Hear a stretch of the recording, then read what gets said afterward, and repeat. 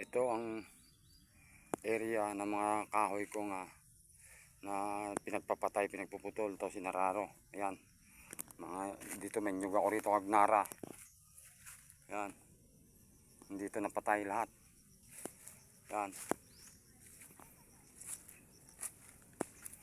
Yan ang tuod ng nara oh.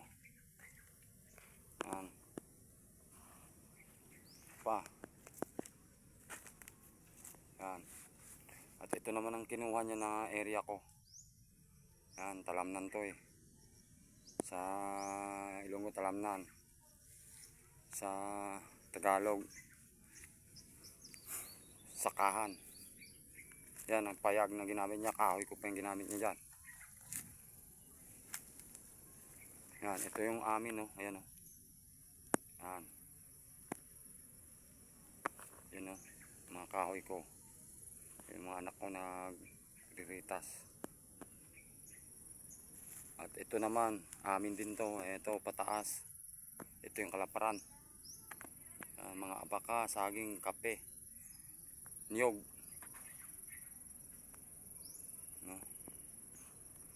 Ito yung buo ng Talamnan o Sakahan. Yan. Kaya ito yung irereklamo ko sa DNR ng mga kahoy ko nara dito pinutol niya.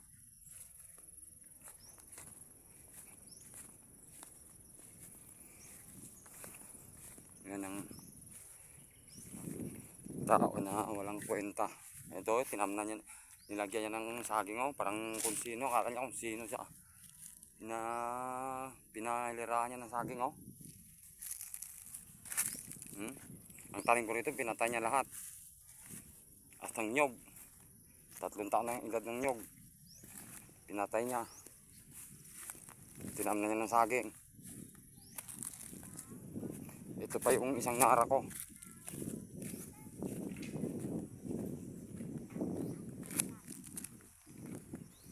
Ito ang puno ng aking nara na pinatay niya. Ayan. Yan.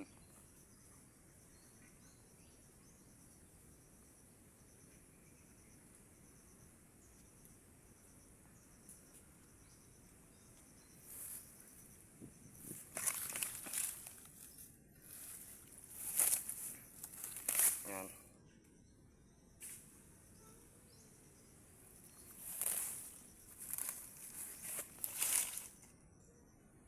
Sabihin niya wala akong ebidensya. Ito ebidensya ko.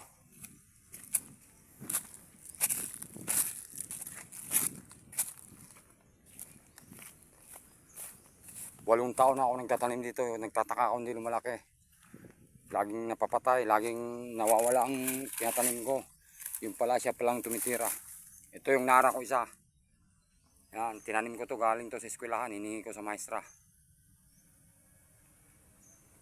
Kasi para makilala ng mga anak ko kung anong itsura ng pambansang puno. Maraming salamat ho, mga DNR.